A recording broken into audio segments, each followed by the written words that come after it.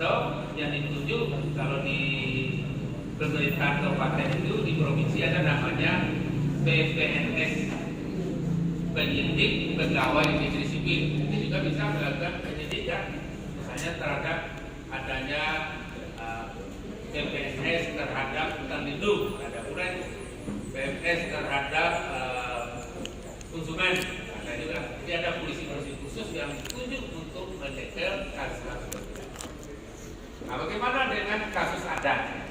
Begitu kita kembali ke Nagari sebagai desa adat, di sana akan ada 3 lembaga nanti.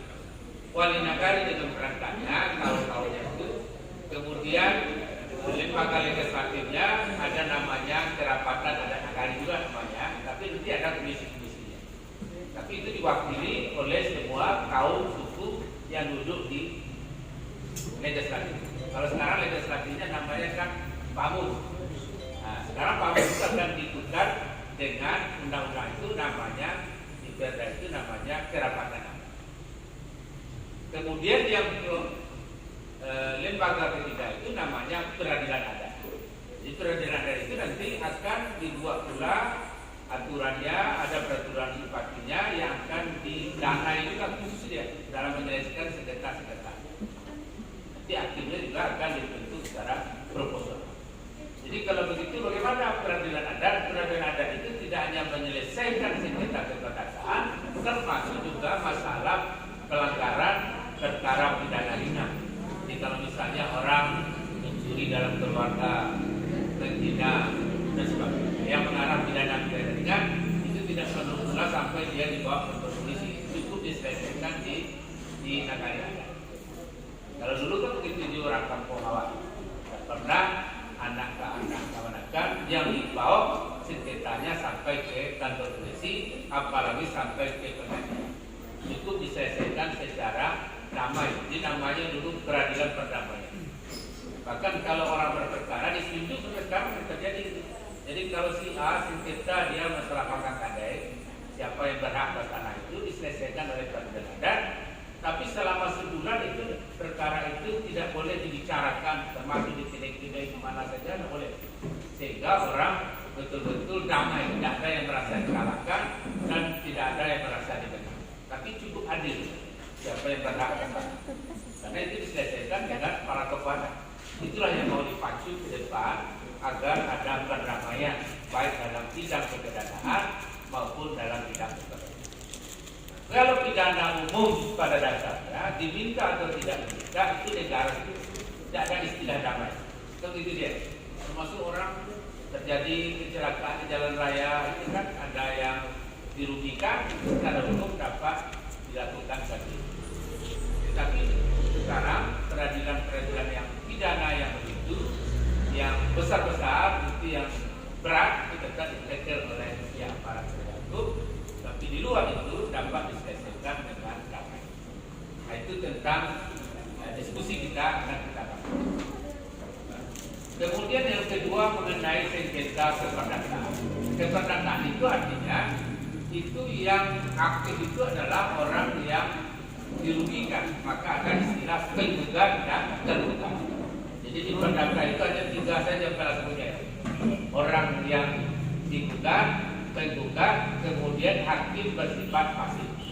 Nah, biasanya di dalam penyelesaian itu lebih banyak diarahkan kepada non litigasi, sifatnya mediasi, konsultasi, perdamaian. Tidak pernah itu diselesaikan dengan sistem sampai ke pengadilan negara. Di negara juga hari ini kewalahan juga dia kalau dia menyelesaikan hal yang terkecil kemudian sampai pulang ke pidana, padahal itu bisa didamaikan di dalam masyarakat. Sehingga orang tidak lagi berperkara sampai ke pidana. Itu yang diminta dalam hukum nasional. Kemudian juga yang perlu juga disampaikan adalah sengketa tata usaha negara. Jadi tata usaha negara ini menyangkut dengan hubungan hukum antara warga negara dengan aparat negara atau lembaga negara, tapi ada warga negara yang dirugikan. Misalnya di orang sekarang mendapat izin bangunan misalnya di sini, tapi ada orang yang tidak mendapat udara karena bangunnya terlalu tinggi, itu bisa digugat izinnya itu agar dibatalkan. Jadi juga bisa dilakukan gugatan. Atau misalnya dia mengeluarkan sertifikat padahal bukan dia yang berhak atas sertifikat. Karena sekarang kan azas kita kan negatif.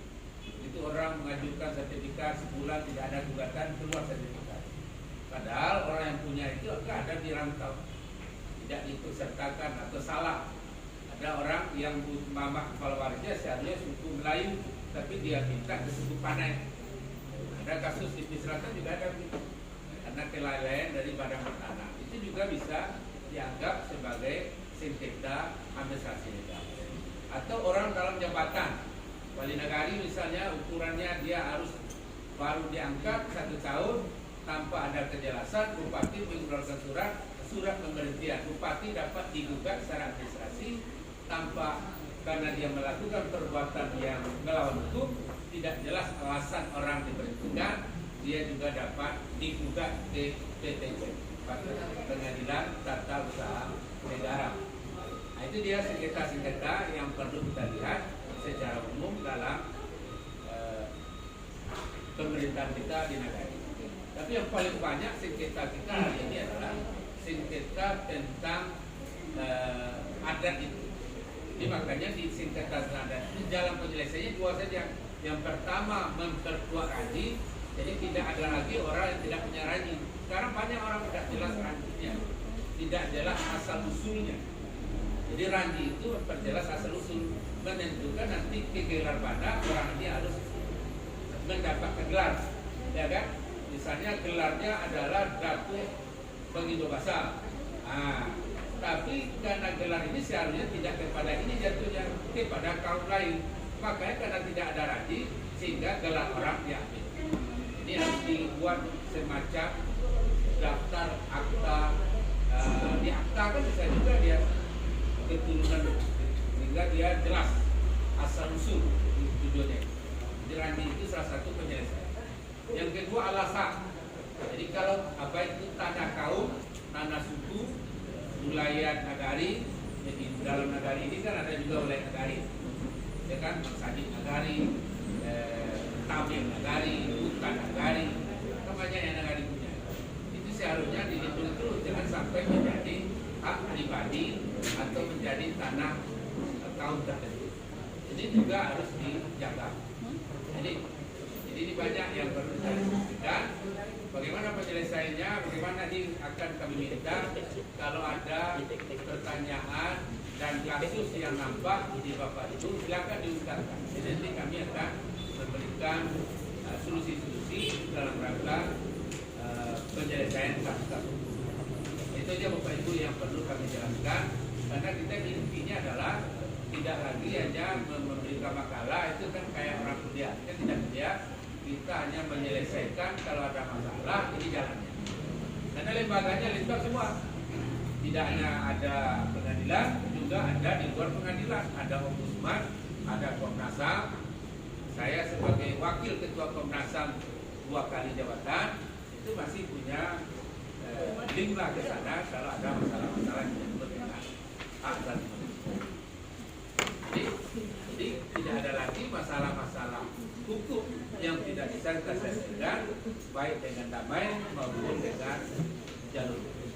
Nah, itu yang perlu disampaikan kepada Bapak dari KAN atau kami, kemudian dari pemerintah nagari, termasuk juga para cicari pandai, alim ulama, pemuda, yang perlu juga kami informasikan. Nah, sekadar informasi lebih dulu itulah ini. Kemudian kalau ada tambahan dari Ibu Yusnani dan Bu Eni silakan. Sebelum diskusi dimulai.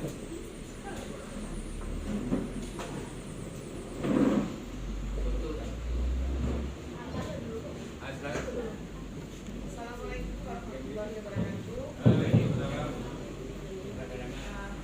Mungkin menyambung dari apa yang sudah dibicarakan sama Pak Amal. Kalau saya mungkin lebih ke perkara pidananya. Pada dasarnya pidana ini sebenarnya tidak bisa diselesaikan di ruang pengadilan. perkara pidana ini diselesaikan di luar pengadilan. Nah, namanya yaitu non litigasi.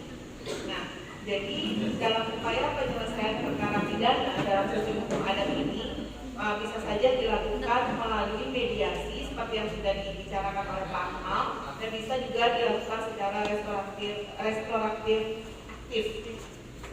justice. Jadi kalau mediasi itu biasanya itu lebih mengemukakan kepada musyawarah. Mungkin di Nagari sendiri kita sudah biasa menyelesaikan permasalahan-permasalahan melalui mediasi atau musyawarah. Nah, seperti yang sudah dicontohkan oleh Pak Akmal tadi, misalnya kasus perdata adat ya, persengketaan tanah. Nah, kalau misalnya di dalam hukum pidana, misalnya kalau ada hal-hal yang berkaitan dengan perbuatan pidana, misalnya pelanggaran asusila, biasanya kan sering terjadi kan ibu-ibu di desa, atau misalnya maaf ya, mungkin terjadi yang namanya perzinahan atau apa, itu kan biasanya diselesaikan melalui musyawarah keluarga. Kalau misalnya sama-sama itu biasanya apa? Potong hewan itu apa nama istilahnya Pak? Diganti dengan hewan ya biasanya. Kalau di denda adat ya Bu, denda adat. Nah biasanya kalau dalam penyelesaian perkara pidana adat ini berkaitan dengan pelanggaran-pelanggaran yang sanksinya adalah denda. Jadi apabila denda itu telah dibayarkan, maka itu bisa menjadi alasan menghapus pidananya. Nah, kemudian yang kedua, restoratif justice itu adalah mengembalikan kepada situasi sebelumnya. Biasanya ini adalah misalnya dikumpulkan keluarga korban dengan keluarga tersangka, sehingga jalinan silaturahmi itu bisa terjalin kembali, sehingga tercipta yang namanya kedamaian lagi antara pihak korban dengan pihak tersangka. Nah, itu cara penyelesaian perkara pidana dalam sistem hukum adat yang dilakukan melalui musyawarah dan restoratif justice tadi. Mungkin kita bisa mendiskusikan, misalnya ada contoh kasus di sini, nah bagaimana penyelesaiannya bisa kita bicarakan nanti, atau kita diskusikan nantinya melalui tanya jawab dengan ibu-ibu dan bapak-bapak. Mungkin itu tambahan dari saya. Terima kasih. Assalamualaikum warahmatullahi wabarakatuh.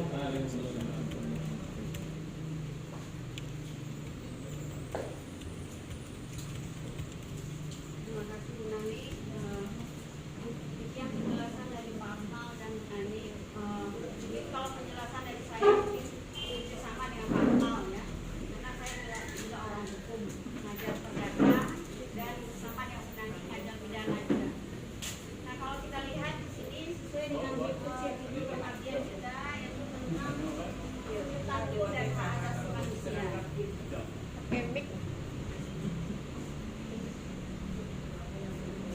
Tentang hukum yang kita lihat selama ini adalah sering terjadi di negara-negara ini adalah tentang tanah wilayah ya.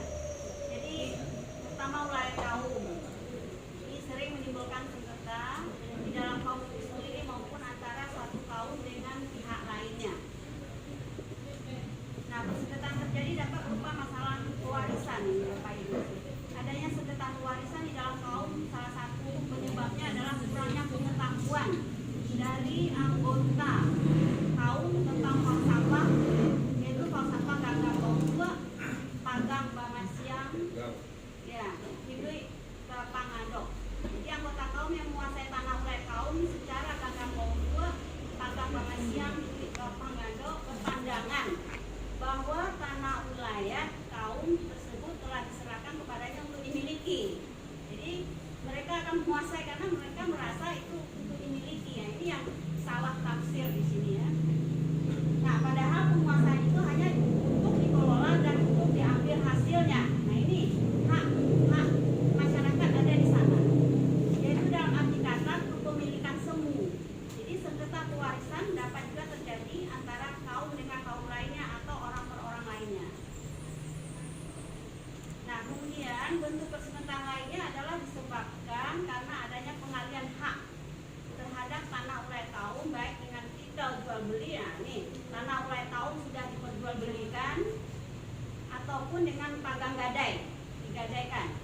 Apabila di dalam prinsip yang kami dalam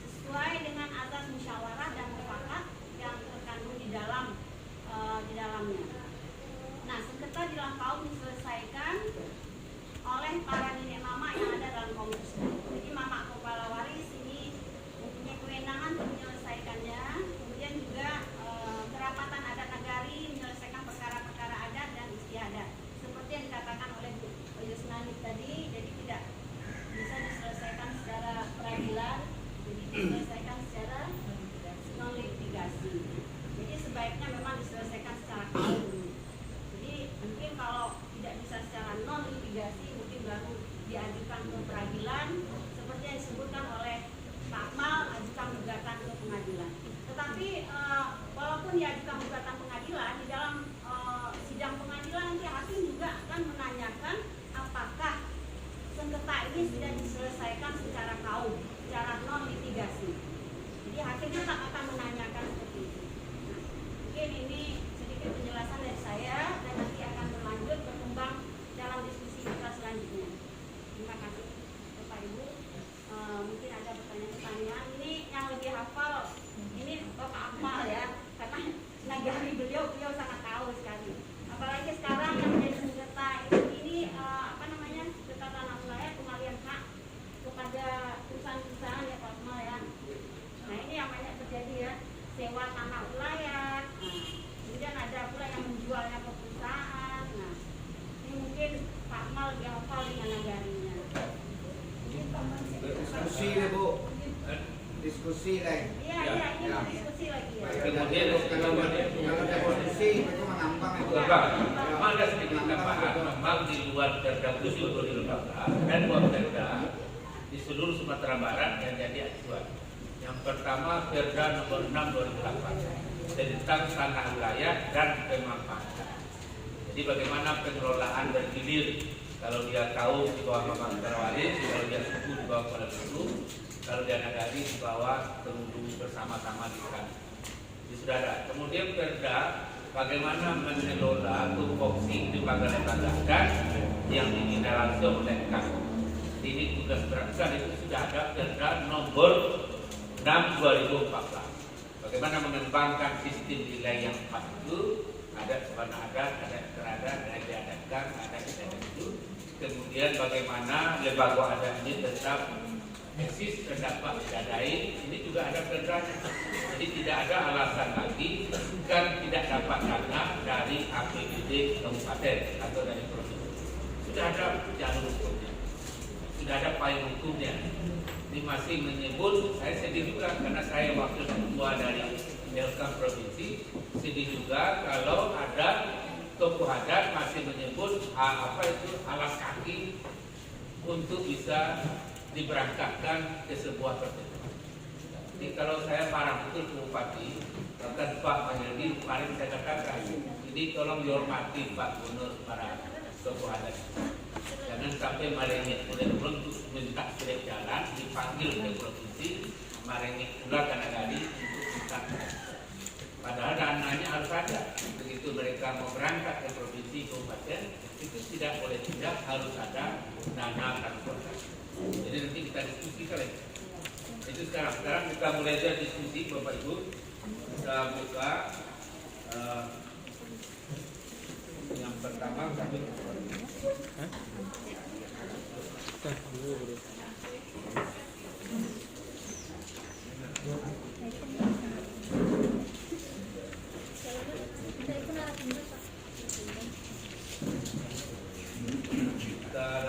Yang pertama silakan dulu.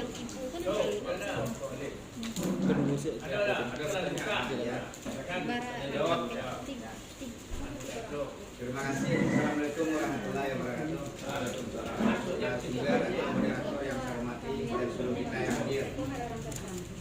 Terkait pada saat ini diskriminasi, kesalahan hukum diskriminasi adalah memberikan informasi kepada masyarakat atau sekelompok atau individu, atau boleh dikatakan memberikan edukasi kepada masyarakat terkait dengan sengketa hukum dan hak asasi manusia.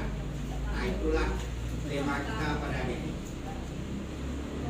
Pada dasarnya kalau kita lihat merujuk kepada adat di Minangkabau, adat ini ada aturannya yang berupa tertulis dan juga ada aturannya yang tidak tertulis. Pada dasarnya sering masyarakatnya memakai, tapi kadang-kadang kasusnya adalah adik dia orang lalu, cepat dia orang penggalih.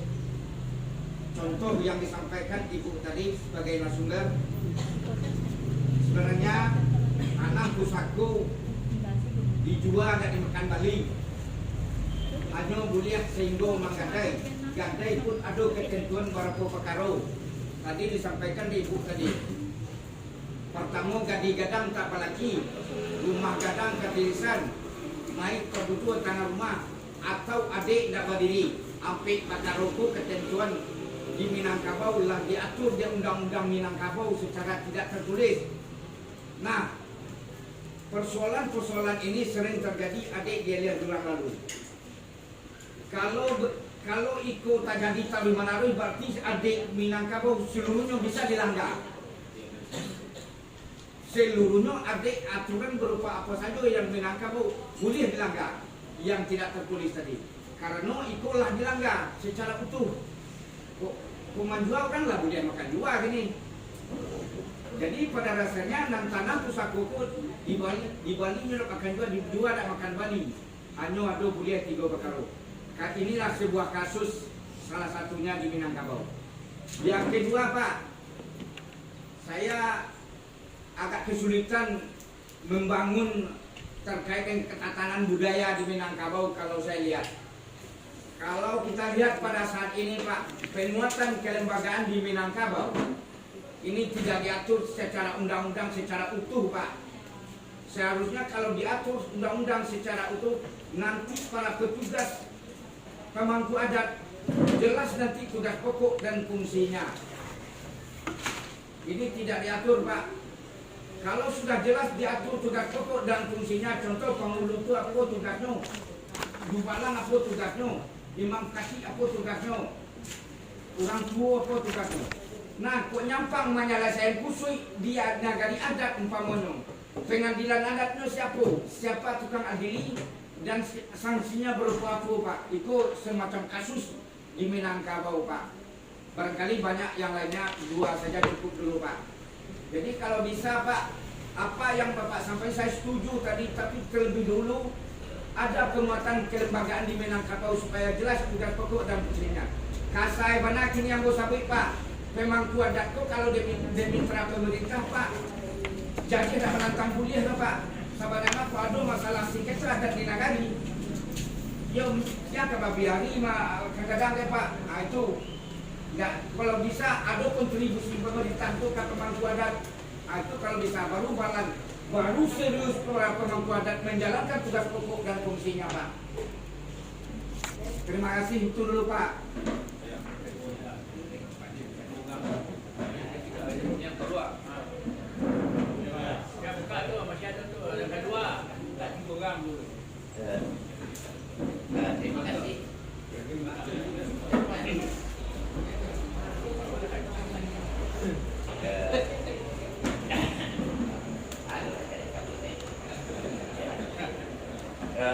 Terima kasih kepada Bapak pimpinan yang bersedia sekarang ini. Kalau kami mendengar apa yang beliau uraikan, kami sebenarnya sangat berterima kasih kalau ada anjuran pemerintah atau rencana pemerintah begitu. Sabananya kenapa? Nanti siapa tu jauh-jauh alutan tu kabaku Indonesia atau nenek moyang kami lama buat aturan itu. Kayak cik ibu tadi, kok gade ke tanah usako, kok gade tidak dimakan sando, jualan tidak dimakan Bali itu bahasa ya. Sando bahasa awak, bukan awak dah pandai menyebut dulu, tidak pandai, mereka mah ke pasar Nah, jadi sando, pada sandra. Kita sindaro barang awak orang ada. Kami dalam bahasa Minang, gade yang tidak dimakan sando, jualan tidak dimakan Bali. Soalnya itu, kalau kita cari yang dulu di Minangkabau Pak. Kalau siana mancancang adalah siana mancancang itu nama bangke, nama bunuh, dua nama bangke. Kalau membunuh hambo, saya boleh hukum dia mama harus kesatuan boleh diambil disarankan kepada orang tersebut. Begitu aturan yang kamu. Bisa dicarikan buktinya ini. Bisa dikepai karena dari kalau mau salah di Solo Selatan di negari Bidara Alam. Masih ada sawah saya yang kurang itu 2 maupun berapa dipindahkan satu. Ada penyelesaian itu cuman balai dek karena sekali aja kadang sekali tapi yang balai lupa itu baik kepada itu tapi maaf apa lah maaf ya buat kami balik buat terima kasih dan itu satu. Yang kedua di Minangkabau Ada nanti dua dia ulah membagak dalam koron, dalam kampung. Padahal misalnya gua ambo seorang penghulu, kamang gading anak kamakan bapak, ambo betul tangan. Suruh itu diakian ke kamanakannya di generasi kemudian dapat kawin kok. Tuh. Mau ketujuh ke siapa tadi? Kalau itu hanya penyelesaian rajin. Kalau menurut analisa ambo, ran pengertian rangkaian jiwa, sosial jiwa orang kos rangkai itu jalin pembuktian. Mudah mencarinya. Itu nah harus kita anukan. Kalau memang lenang orang itu jalin. Itu menurut pemerintah atau turun banam itu. Kalau dikatakan itu jalin penyelesaiannya. Cuman Pak ini karena apa? Maaf Pak. Ada sulit, mau tanya dong. Kecilnya, ini dari perpatian semacam menulikan itu yang panjang. Ada di saut yang panjang tapi sawah tanah. Ada kali dalam kampung anu dunia negara tapi kamu jumpa generasi kemampamannya ada nanti. Itu nanti selesai. Karena sesuai kecil bapak Indo tadi ada yang orang lain cepat dipakai kali. Diulang membagak dalam kampung. Pindah ke satu kanan lagi. Nah itu tidak bisa diselesaikan karena apa? Nenek mama tidak punya power. Nah kecuali setelah ada payung punya jadi cek Pak Indo tadi bisa. Itu besar sungguh harapan kami. Kami berterima kasih kepada pemerintah. Nah ada coba mencoba itu. Tapi itu nama negara itu dipakai ada di aturan nampe ada nampe itu Pak. Negara dipakai Sari itu udah baru, tapi tagak binatang pun juga kiampe, kamu lama awak juga kiampe, kadang-kadang beritung ke pak tagak juga banyak. Boleh, tidak ada masalah, yang penting sampai. Itu nanti. Makanya dawak tu negara sudah kaki sampai tagak sesuai. Negara juga pagampe itu melakukan dua pintuannya, pintu jati mengarik dengan Cirawi, terkait di Batuan Suwo dan Suwo ambil kanan kali. Negara dipagampe suku bampe kuakon kampung dia benar tu mak dia semua ni. Kau punya hak dan fungsi masing-masing. Asia kalau nanti kau berarti inyo kepala wali. Kau disatu mama satu kalau di negara Minangkabau. Inyo maika memutihan aku nan jadi ya. Tapi beko dek kemenakan kangkungnya inyo jadi wali pindah ke satu kainyo. Aku nak jadi di Minangkabau diulang mencari dalam korong dalam kampung. Kau nan tak bisa diselesaikan sampai ini. Nah, kau kami sangat takut dengan seperti itu. Kalau tidak hati-hati, tidak ada payung punya kejadian hidup, nah itu sangat berbahaya. Nah, jadi kami kalau memang ada pemerintah itu kami siapa begitu, so ada undang-undang dua nagari dusun kota nagari balua baru ada itu.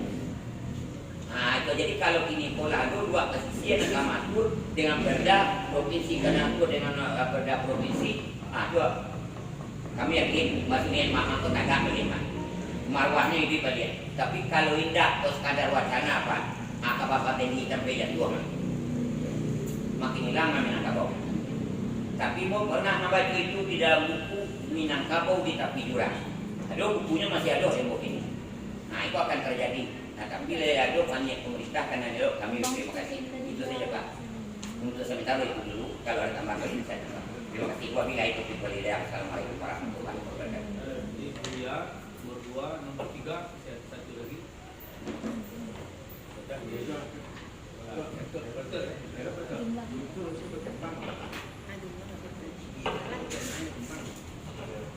Assalamualaikum warahmatullahi wabarakatuh.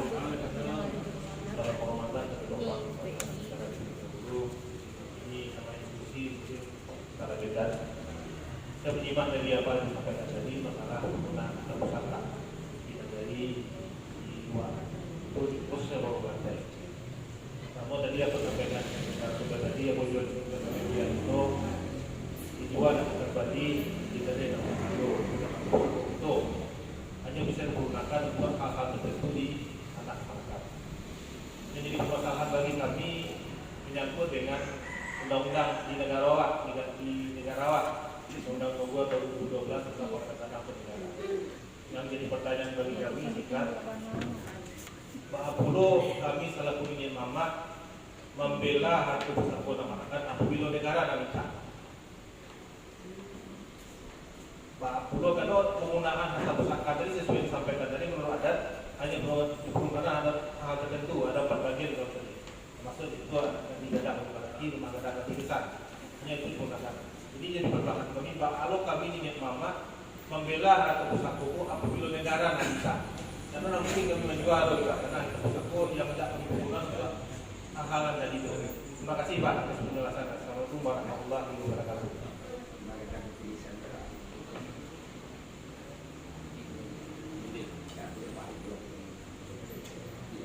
Terima kasih Dok. Ya, yang pertama mengenai hukum adat kita itu ada tertulis tidak tertulis. Betul. Yang tidak tertulis itu kan tabu itu sekarang yang perlu kita kembalikan. Jadi ada nagari dari 37 nagari adat di Indonesia ini, ada nagarinya tamu juga. Jadi tidak jaleh asal nagari. Sejarah nagari itu harus ada buktikan itu. Makanya pada itu kemarin kita buka itu sejarah nagari, kemudian kekayaan nagari, kemudian peran ada, itu aset-aset ada, itu harus didokumentkan. Dan itu memang syarat untuk bisa menuju desakan. Jadi dokumen ini perlu kita kembalikan. Kanji yang ditulis di masa sebelum Belanda itu kan masih ada. Misalnya barong belantai yang namanya dipecah sekarang beberapa nagari pemerintahan, tapi negari induk itu, negari barong belantai sebagai nagari adat, itu tetap dia satu, tidak pernah pecah dia. Yang pemerintahan itu boleh saja dia kalau ada jumlah penduduk menentukan boleh saja tambah RT, tambah desa. Tapi kalau secara adat tidak boleh. Jadi bukan itu tidak dibenarkan ada pemekaran dan dibenarkan. Kemarin Pak Sabulucuk sebagai Kepala Dinas Pemberdayaan Masyarakat sudah mengatakan, sudah memotivasi, tidak ada, itu sudah harga mati, tidak lagi ada yang mencoba-coba membuatkan baru. Seperti kemarin di selatan ada dua yang ingin membuatkan baru. Itu tidak dibenarkan karena itu akan memecah budaya. Jadi yang perlu dipertahankan. Kemudian masalah jual beli. Kita bukan tidak ada payung hukum, sudah ada payung hukumnya namanya Perda Nomor 6 2008 tentang tanah wilayah dan pemanfaatannya di Sumatera Barat. Di Perda itu sudah diatur bagaimana kalau dia statusnya tanah kaum, kalau ada dia tanah suku atau wilayah nagari, itu sudah jelas cara pengaturannya. Kalau dia wilayah kaum, itu tentu di bawah mamak kepala wali. Jadi mamak kepala wali ini juga harus ada didaftarkan dia. Karena banyak kasus di Pasaban kemarin, padahal dia entah dari orang Jawa jadi mamak kepala wali dikenali. Kok bisa orang Jawa bisa jadi mamak kepala wali di sebuah kaum dikenali? Jadi karena tidak ada rangkaian orang luar, karena dia punya duit, dia bayar keserakannya itu, saya jadi mamak kepala wali. Nah ini akibat tidak ada rangkaian. Nah, itu yang pertama. Jadi rangkaian itu penting. Di dalam Perda Nomor 6 2008 itu juga dijelaskan bahwa tidak boleh terjadi jual beli terhadap tanah wilayah. Kalau ada pemanfaatan, dijelaskan selanjutnya dalam pasal itu, kalau dimanfaatkan hanya boleh sewa. Kemudian setelah sewa boleh dengan sistem saham, sistem bagi hasil. Jadi kalau ada hutan yang luas misalnya, bila boleh aja ditanam bir atau perkebunan, tapi nanti begitu dia berakhir atau dia pilot, tanah wilayahnya kembali kepada asal tanah wilayah itu. Jadi yang disebut dengan kabau baik, kubangan 3, yang sampai di kubang-kubangan, di gondrong orang. Nah itu kan terjadi di daerah perbatasan, di daerah Masraya, di Lunak, itu kan di Mentawai, daerah-daerah itu banyak tanah wilayah. Awalnya dibuat HGU, makanya HGU itu dengan Perda 2008 tidak ada lagi tanah wilayah yang diberi titel dengan HGU. Ya, dan kalau HGU jadi tanah negara, dia kalau berakhir jadi tanah negara punya. Tapi kalau dia dibuat yang denotaris tetap dengan alas haknya itu adalah tanah wilayah, begitu berakhir kembali kepada asal tanah. Itu diatur dalam Perda itu. Jadi jangan lagi mau menyerahkan dana wilayah dengan alasan untuk pembangunan misalnya tambak udang. Boleh saja dia tambak udang, tapi kalau dia pilot tidak betul dia urus lagi, kembali dengan tambak-tambaknya itu dikembalikan kepada wilayah itu. Sama di Jogja juga begitu dia, karena Jogja misalnya hotel Borobudur itu kan tanah keraton. Jadi keraton itu di sekitar Jogja itu sampai Sleman dan sebagainya itu tidak pernah tanah wilayah diserahkan kepada Cina, tidak ada itu. Pak, jadi Pak, Ya. Silakan. terkait yang Bapak sampaikan tadi, saya paham Pak. Apa yang Bapak sampaikan, jadi ada penguasaan fisik bidang tanah nanti yang apa namanya, yang diketahui oleh Kerapatan Adat Nagari. Itu paham saya Pak. Tapi terkait dengan Pitua Minang Pak, itu tidak bisa dijual yang oleh Pak. Jual tidak makan Bali, Pak mencabut basuh Pak. Contoh cek lain Pak, Karimbo bangun kayu, Kalawi bangun pasir, bangun karang. Itu semacam upeti Pak. Jadi kalau dapat itu diaku itu dulu awet peraturan baru di Perda merujuk ke sinan Pak. Itu baru bisa Pak. Itu dan duali saturan beko Pak, duali saturan beko. Nah itu maksudnya Pak. Ya. Sudah Pak, itu ya. Ya. Jadi kalau ada peralihan yang melawan ketentuan adat, ini kan kembali lagi kepada masyarakat. Kalau sepanjang kaum itu tidak setuju, tidak mungkin terjadi jual beli. Tapi kalau mereka sepakat, itu yang menyebabkan terjadi peralihan hak. Tapi kalau ada satu saja dari anggota kaum itu tidak setuju, itu masih boleh dia menggugat peralihan hak. Kalau itu udah pasti Pak. Iya. Pada dasarnya tanpa ada aturan adat Pak, aturan nasional sudah menentukan. Selagi salah satu ahli warisnya tidak ikut menandatangani kesepakatan, maka penjual belinya batal Pak. Kan aturan Pak. Tapi kalau di aturan Minang tuh Pak, ini bahasu kok kan ditukar dulu Pak. Mancabui bahasu nang kedua aku baru cabui eko Pak. Nah, itu Iya, sebenarnya. jadi pertanyaan Kalau ini menurut jadi- awak Pak, Ya. orang adat kok berkumpul lu tak perda saja dibuatkan dulu Pak. Kalau tak berkumpul orang adat kok juga kesempatan itu Pak. Nang bahasu itu tetap keluar Pak. Nah itu sebenarnya mana? Jadi oke Pak Datuk, jadi artinya usul beliau ini bagaimana falsafah adat itu dapat ditegakkan. Iya, kalau tak ada dasar Pak tak bisa Minang kok tak ada. Jadi artinya falsafah adat yang sudah kita pegang teguh itu sekarang kan dicidrai. Tuh persoalan itu Dicidrai. yang persoalan. Hampir seluruh 19 kabupaten Ada kota. beberapa perkara mencederai Pak. Pertama di Badak, nang kedua di Sadia, nang ketiga di Kayu.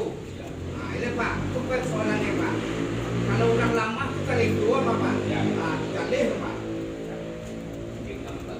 Jadi kata kunci adalah bahwa hukum adat itu dicederai dalam pendidikan. Nah, bagaimana solusinya? Ini yang Misalnya perlu solusi kita. dulu baru biar perda Pak. Kalau tidak ada perda itu dua aturan nanti Pak. Betul. Kalau orang merujuk kepada nalamu, lu dicabut nalamu, berarti nalamu sah. Ya. Nah, Jadi karena lu inilah- diakui Pak, Pitua Minang itu diakui Pak secara hukum. Jadi inilah makanya perda itu sebelum dia buat wajib dilakukan naskah akademiknya disosialisasikan kepada masyarakat. Nah, kadang-kadang karena ini perda ini sudah dipacu harus lahir tahun ini, anggarannya sudah ada, nah itu terpaksa dilahirkan juga. Sama dengan perda 7 2018 itu sebenarnya masih banyak perdebatan. Tapi karena ini sudah ada targetnya harus dicapai, akhirnya disahkanlah di Desember 2000. Tapi yang saya support tadi Pak, ada pengadilan adat, itu bagus tuh. Ya, Jadi generasi muda ke depan berdaya tentang adat dan budaya Minang nanti Pak. Itu Pak. ya. Pamonyo anak awak ke sekolah sarjana hukum adat, kau sampai yang kedua. Dalih tak ladang ya Pak. Itu setuju Pak. Ya.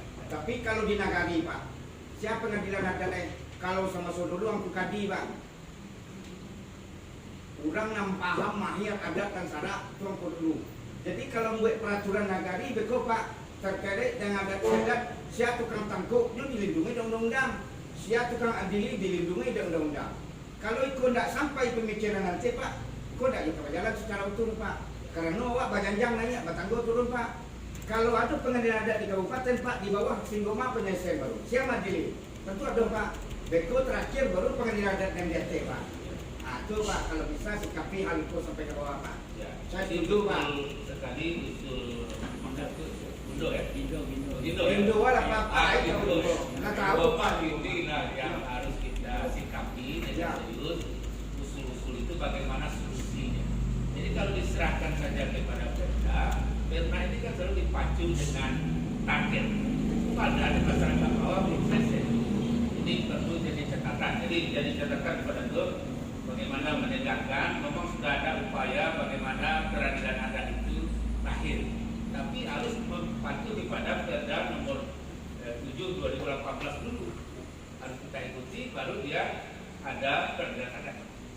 Kalau itu yang ditegakkan, memang tidak ada lagi tanah negara. Tidak ada lagi orang yang asal dapat sertifikat tidak jelas dia dapat juga sertifikat tidak layak.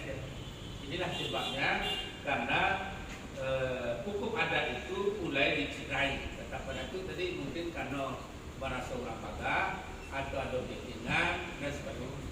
Ini yang perlu kita atasi. Betul, saya sependapat.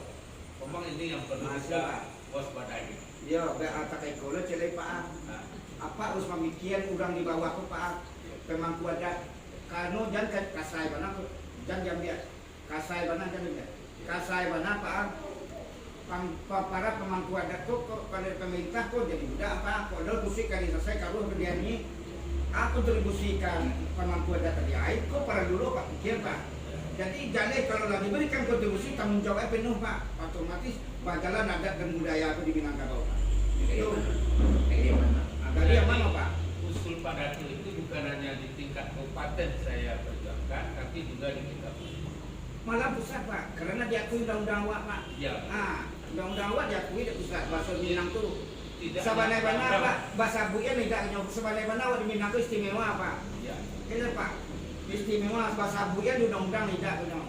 Tapi di jalan implementasi istimewa sebenarnya. Di pasal 18B ayat 2 Undang-Undang Dasar 45 itu betul-betul diakui. Nagari itu disebut dia sebagai masyarakat hukum adat yang wajib dihormati, diakui oleh negara sepanjang masih ada, sesuai dengan perkembangan zaman dan diatur dengan regulasi. Nah, sekarang regulasi ini juga baru yang paling pintar itu orang Lebak di Banten. Orang Lebak itu sebetulnya perdanya di kabupatennya Perda Perlindungan Tanah Wilayah, Perda Perlindungan Masyarakat Hukum Adat. Selama dia, sehingga seluruh lembaga adat itu didanai oleh APBD-nya. Ya, itu kehebatannya daerah Subak. Lebak Pak, Banten. Ya. Banten Pak.